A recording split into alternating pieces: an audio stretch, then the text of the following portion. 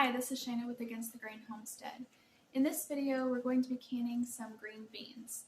And first of all, I apologize for the lighting. Everything, from what I can see, looks pretty yellowed out. I have a direct light overhead here. It's in the evening, so the sun is completely down. First, we've got to snap our green beans. Okay, so what I look for in a green bean is I like them to be slender and pretty smooth, as you can see from these. I personally do not like them bumpy like this because they have a tendency to be more tough and chewy. So we don't really care for these when we can. Okay, so here's just an example of what we look for. Also, we personally like the rounded ones like this. Now these particular beans, these are Bronco beans, but we like them rounded. We do not like the flat beans. In our opinion, now this is just our opinion and our taste preference, but we feel they are stringy and more tough and chewy, so we really like the round ones. And typically these round ones, we find they grow on bush beans.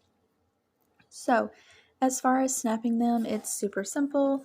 After you pick your green bean, you have your stem end right here, and you just snap it off just like that. That's it. You can go ahead and snap off this little end if you want. There's really no purpose in it, but you can. You can can your green beans whole like this, or you can snap them into smaller pieces if you want. It's however you want. Now, if you have some green beans that do have strings in them, these don't really have any strings, but what you do is you just take your end, and when you go to snap it, just try to carefully, of course you'll get really fast at it, just pull it down. Did you see? It just had a little bit of a string right there. Okay, and you would just try to get the string here. And then of course you would take the opposite end and try to pull a string down as well. Okay. We already have all of our beans done. Okay, so all of our beans, they're already snapped and they're ready for canning. So what we're going to do is we're going to rinse these off in cold water, and we'll go ahead and can them. So we are going to be pressure canning some green beans. So right here I have the pressure canner. It has about 3 inches of water in the bottom of it that's just slowly heating up. Right here I have a pot of water that is trying to boil. It's not there yet, but it's a full pot of water that we will use for our green beans. And then over here, all of our jars and lids and pans, they are all clean and they're ready to go. I have some green beans in the sink, rinsing, and I have switched them around a few times. I've got to strain them. And then I have some more green beans here that I need to go ahead and rinse as well. So you can can green beans in any size you want, whether pints or quarts. We use quarts because we as a family, we naturally go through 1 quart of green beans in a meal. So you can can your green beans in regular mouth or wide mouth if you want. Okay, so all of my jars and lids have all been checked, for any little cracks or fractures there might be, any little chips or dings or damage that there might be, because we want to make sure everything is in perfect working order. So since I'm going to be canning in quarts, I will use 1 teaspoon of canning salt, or you can use Redmond real salt, or just any salt, non-iodized salt. So we will be using 1 teaspoon of salt per quart, and then we'll be leaving 1 inch of headspace, and we'll be processing them at 10 pounds of pressure, at least for my elevation. You need to see what your elevation is. But for my elevation, we need 10 pounds of pressure. So I have my little weighted gauge, and I will set it on at 10 pounds of pressure. And your dial gauge will need to say 11 pounds of pressure. So these green beans, these are fresh. They were just picked today. I'll be canning them whole, but as I said a while ago, when I was showing you how to snap them, you can break them into pieces if you want. It's entirely up to you. I have also frozen green beans. I have blanched green beans and then frozen them and then vacuum sealed them. And then when I got enough built up, I have canned a whole can load of the frozen and then thawed green beans. So if you are interested in doing that, I might insert a clip somewhere in this video, or I might make a little video showing quickly that. I don't know, so I'll just kind of quickly tell you in case I decide not to. So on your frozen green beans, whenever you decide you want to can them, go ahead and thaw them out. Open the freezer bags, dunk them in some cool water in the sink, and swish them around, and do that 2 or 3 times until the green beans themselves are back up to about room temperature, what they would be if you were to pick them fresh, the same temperature.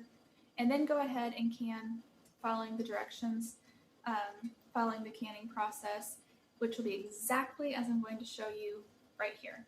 If you do not own a pressure canner, because green beans need to be pressure canned, they're a very low acid food, so for safety, so you want to go ahead and pressure can them. But if you do not own a pressure canner, but you do want to can green beans, you can make what is called dilly beans, and you can actually water bath can those. It's kind of like, it's basically a pickled green bean. It has vinegar in it. We've done that before in the past. I like them. They're tasty. And you can eat them straight out of the jar, and they're a little pickled, so they're good. Or I have even taken the jars of water bath dilly beans and drained them and rinsed them and then just cooked them like you would these. And it's not 100% the same as this, but it's close enough. Not many people really notice a difference. So that would be a way of canning your green beans to use like this without actually having a pressure canner. Turn the light on over there, so I hope that the lighting's a little bit better. It's still pretty yellow. We also like to take the fresh green beans or even frozen green beans. I'll take them whole and then batter them and skillet fry them. So that's good. Fried green beans, those are delicious. I also like to take the green beans and dehydrate them sometimes. I tried just taking them fresh and drying them, and they were really hard. And I wasn't really a fan of it, so then I took some and I blanched some, and then I dehydrated them, and they were really nice. They just snapped right off, and they chewed easily. They had a subtle sweetness to them,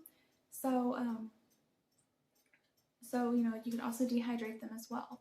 Make this a little bit quicker. The first thing I'm going to do is I'm just going to go ahead and put a teaspoon of salt directly into all these quart jars.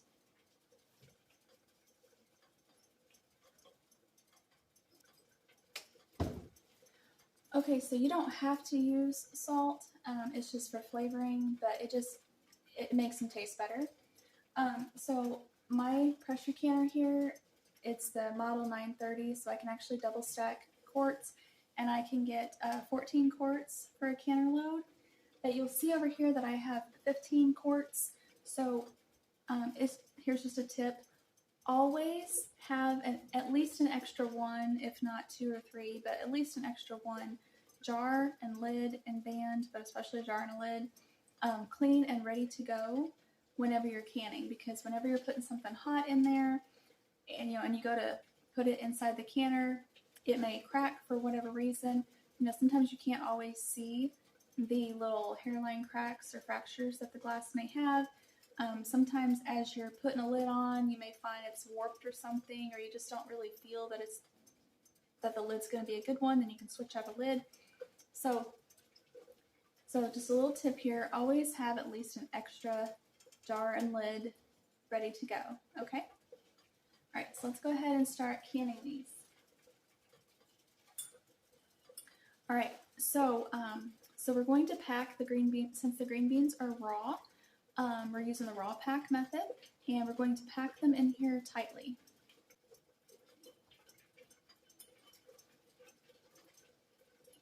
I really love the wide mouth jars, no matter if it's pints or quarts, they're my favorite, but sometimes they're not as easy to get. The regular mouth are much more common, and of course a couple dollars cheaper for a case than the wide mouth. Now, if you were to snap these green beans into little bite-sized pieces, like this, this, you know, and had this, they'll pack in here much easier. But the last couple little canning sessions we've had, I've decided to go ahead and just pack them in here whole. We want 1 inch of headspace. Okay, so when we pack our green beans in, we want to be left with 1 inch of headspace. An inch of headspace is right here on this band, or you can use a little measuring device. Okay, so it comes right to the top there of the green bean. And then you want your water also to be at 1 inch of headspace.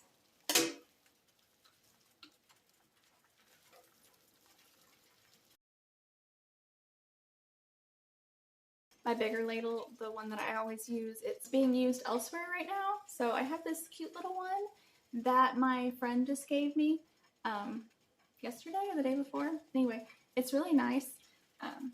Just doesn't hold quite as much as my other ladle.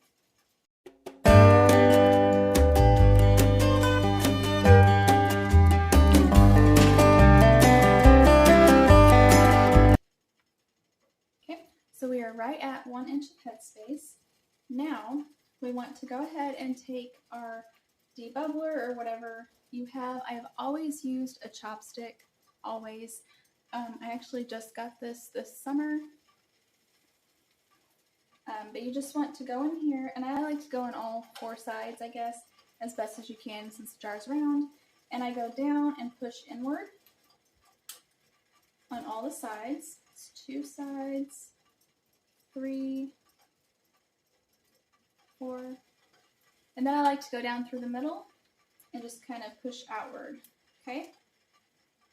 And then of course I like to turn the jar around and look around to see if I see any packed air bubbles. I don't, and then measure the headspace again, and it's still sitting right at 1 inch. So we're going to go ahead and wipe our mouth, get a lid, pop the lid on,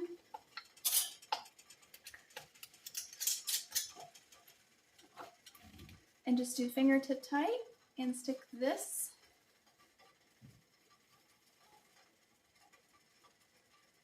right in the canner and continue on.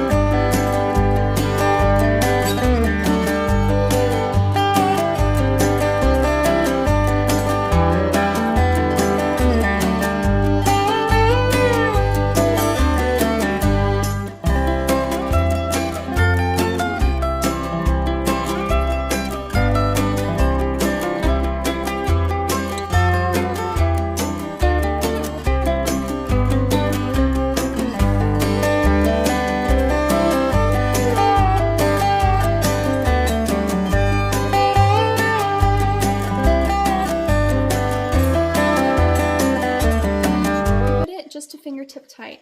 So fingertip tight is where you just take your fingers, and you can see it's loose right now. So you go until you meet resistance, which is right there. Then you go a little bit more, okay, but just your fingers. That's good. And then we put it in the canner and continue on. Now we have all 14 quarts of green beans here in the canner. I turned it up to high, so now we need to put our lid on. On these canners, since there's no rubber gasket, we have to oil, just very lightly oil just this flat area right here all the way around. Okay, so all of this.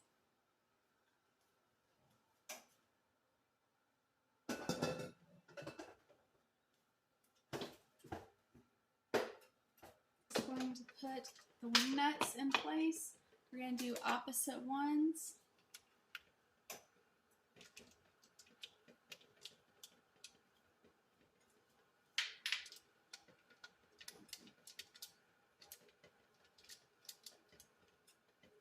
Okay, and we just go through and tighten them up as much as possible, as much as we physically can.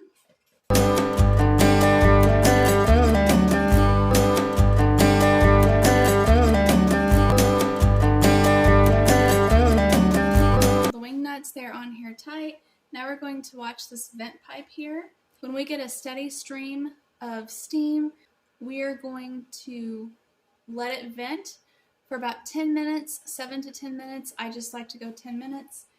And then we will put the weighted gauge on here. And for me and my elevation, it is 10 pounds. And then once this dial over here reaches 11 pounds, or the weighted gauge has 1 to 4 jiggles every minute, then we know we have reached the required pressure, and then we will start our processing time, which for green beans in quart jars is 25 minutes. And we have other canning videos as well. So we have a whole playlist series on tomatoes, including canning tomatoes, canning potatoes, pickled okra, now green beans. There might be some more. Oh, there's applesauce, apple jelly. I don't know. There might be some more. If you're interested in canning and would like to see how we do it, go ahead and check out those videos. You'll probably notice in this video I did not go through everything that we use and how we lay it out when we can. I actually have a video designated specifically for that. So I will link it in the description box below, or maybe up here in a card, but most likely down below, or you can just go find it. I think it's on a playlist called Home Canning. Pretty much any canning playlist that I have, that video will be there, as well as how to test your seals like this once they are canned, how to test them, and then once they have been, sealed and have been in storage for quite some time, and you go to use them, what we look for whenever we go to use our home canned goods. I have a video on that. Also, the Harvest Guard, the reusable lids like Tatler lid, how to actually use them, how to take them off. Anyway, just a variety of videos if you're interested. I had about this much of fresh green beans left. So I'm going to take some of these, I'm going to dehydrate them, and then we'll just have the rest put back in the fridge. In a couple days, we'll just, eat them up or bread them and fry them. I went downstairs and I got a jar, a quart of the green beans that I canned. I don't know, in the last few weeks I canned these. So these are the same green beans as what we have here. So I just kind of wanted to give you a little look-see, because I'm not going to show you what these look like tomorrow. I need to get this video uploaded and off my phone so I can have some storage. They are just really nice. Not sure what color they're coming in through on the camera here, but they're just they're a pretty green, and they hold their shape really well. When you eat them, it's just like they're not mush or anything. They're nice and firm, and they still hold their shape. But pressure canning green beans, it's just easy, and it's nice to have these on the shelf.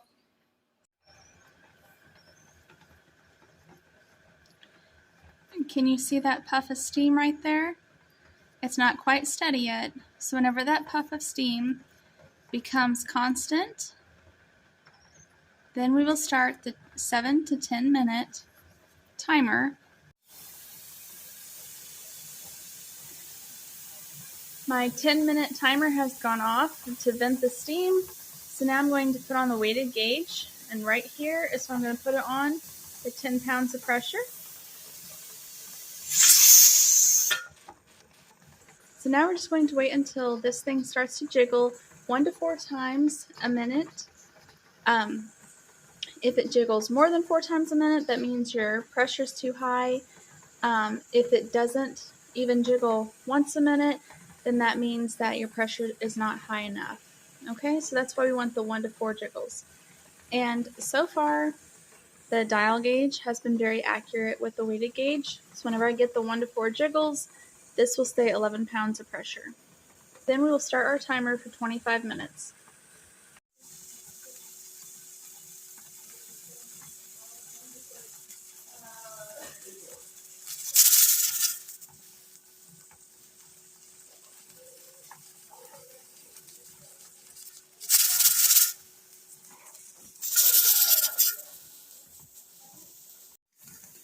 So the 25-minute timer just went off. So now we're going to turn this off.